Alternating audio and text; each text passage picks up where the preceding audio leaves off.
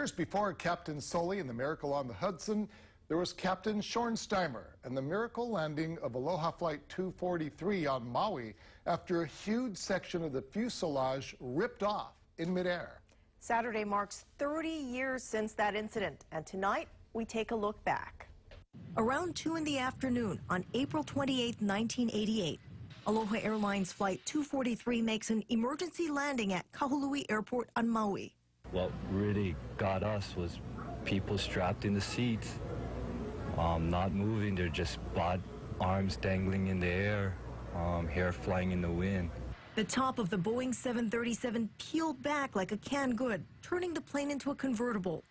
The plane had left Hilo and was heading to Honolulu when about 20 minutes into the flight, there was what sounded like an explosion. I thought this was it because I thought we lost the pilot and everything, because from my angle, I only saw sky. Then I looked to my other side, with my right side, and no walls.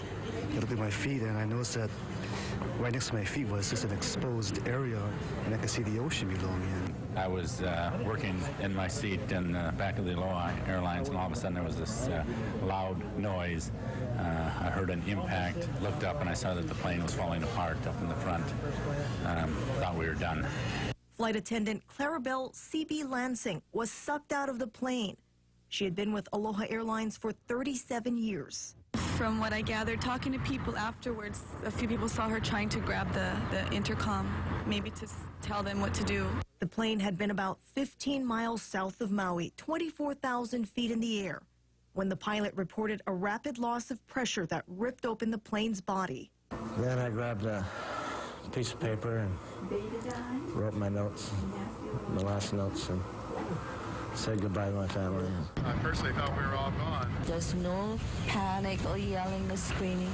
You know, people just put on their life vests and put our heads down. The plane landed at Kahului Airport about 10 minutes later. 60 people were taken to the hospital. Lansing's body was never recovered. The hearts of the entire Aloha Airlines family go out to those who were injured and to their families, and in particular to the families of Mrs. Lansing. She's a very sweet lady, easy to work with, and she'll be very much missed. It's a terrible thing. The other 4 crew members survived, as well as all of the 89 passengers, thanks to Captain Bob Schornsteimer and First Officer Mimi Tompkins. The way the plane was and the way he landed it was so perfect that it's one mistake, the thing could have just broke right in half. Mostly skill and partly luck, a major disaster averted. Certainly a day people in Hawaii won't ever forget. As for the cause of that accident, the NTSB said the probable cause was the failure of Aloha Airlines maintenance program to detect cracks in the fuselage. The cracks were caused by metal fatigue, which is a term that was recently brought up by the NTSB as part of a reason why a Southwest engine blade broke off earlier this month. It happened mid-flight, cracking a window open and causing a passenger to be partially sucked out. Others on the plane pulled her in, but she died from her injuries. Southwest promised a safety review of its fleet since that accident.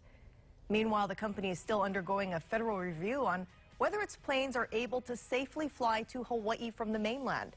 We learned today that Southwest plans to fly to Lihue, Honolulu, Kahului, and Kona from a, quote, California gateway city, but still no mention of flying inter-island yet.